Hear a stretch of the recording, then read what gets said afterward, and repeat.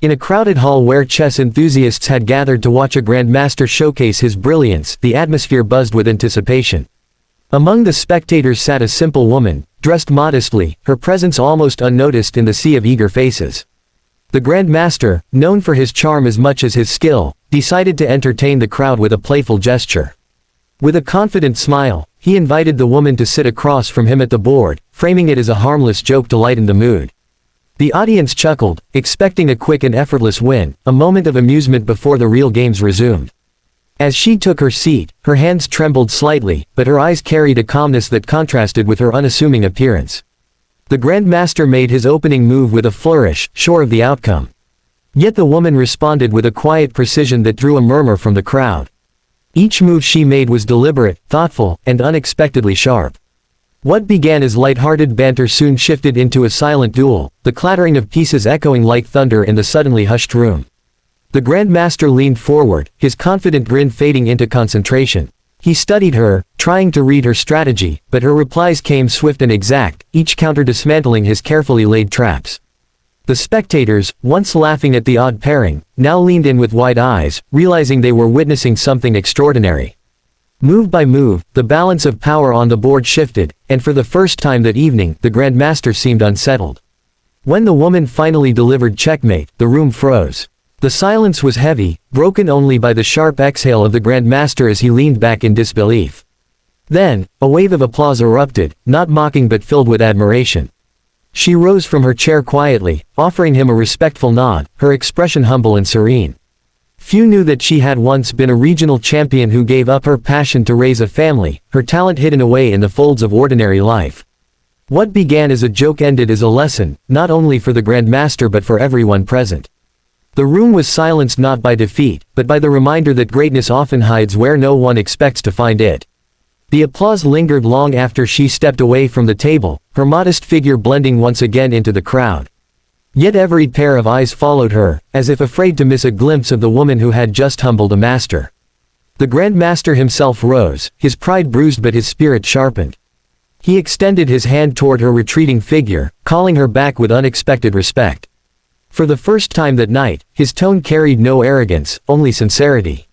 She hesitated but turned, her calm gaze meeting his. The spectators, sensing a moment beyond competition, fell silent once more. The Grandmaster invited her to play another round, not for entertainment, not for show, but for the pure love of the game. This time there was no laughter, no dismissive air, only reverence for the quiet force that had stunned them all. She agreed with a gentle nod and took her seat once more. The second game unfolded like a dance. The Grandmaster played with everything he had, no longer underestimating her. His moves were fierce, calculated, brimming with the energy of a man determined to prove himself. Yet she remained steady, her expression unchanged, her responses flowing with an elegance that spoke of years spent mastering the game in silence. Every move revealed not just skill, but a deep understanding of patience and foresight, qualities learned through life's trials as much as through chess. The game stretched longer, the tension in the room thickening with every exchange. Neither side gave way easily. The crowd sat spellbound, breathing in unison, as if the pieces on the board carried the weight of their own destinies. When at last the match ended in a draw, the hall erupted with cheers, louder and more heartfelt than before. The Grandmaster stood, bowing slightly to her, an act that spoke louder than words. "You remind us," he said softly, "that true strength wears no titles." His admission rippled through the audience, leaving a profound silence behind the applause. The woman smiled faintly, her humility unshaken, and disappeared into the crowd as quietly as she had arrived. Yet her presence lingered in every heart, a story to be told for years, of the day a simple woman silenced a room, not with power or fame, but with brilliance hidden in plain sight. That night, the story of the mysterious woman spread beyond the hall. Spectators whispered about her as they left, each retelling the moment with awe, as though they had witnessed history being written. News of the encounter reached journalists who had attended the event, and soon the tale found its way into local papers and beyond. Headlines spoke of the unknown challenger, who had matched wits with a Grandmaster and walked away with dignity, leaving behind a silence that echoed louder than victory. The Grandmaster himself could not shake the memory. For all his years of playing against champions, it was this game that lingered in his thoughts. He replayed her moves in his mind long after the crowd dispersed, recognizing a depth of strategy that spoke of wisdom far beyond the board. He realized that what had humbled him was not simply her skill, but the life etched into every choice she made, the patience of a mother, the endurance of a worker, the quiet confidence of someone who had lived without applause. Meanwhile, the woman returned to her simple life, untouched by the sudden wave of attention. She did not seek recognition or fame. Her world was still filled with the ordinary rhythms of daily chores, family meals, and quiet evenings.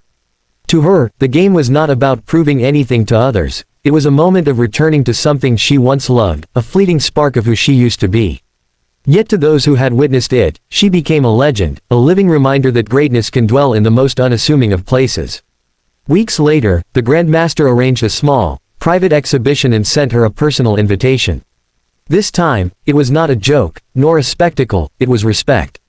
She accepted, but when she arrived, she brought with her a quiet smile and no intention of becoming anyone's rival.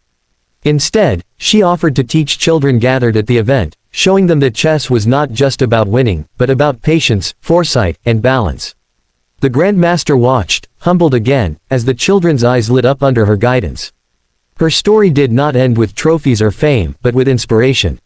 For those who witnessed her brilliance, she became a symbol of hidden strength and the truth that talent, no matter how quietly carried, has the power to stop even the loudest room in silence.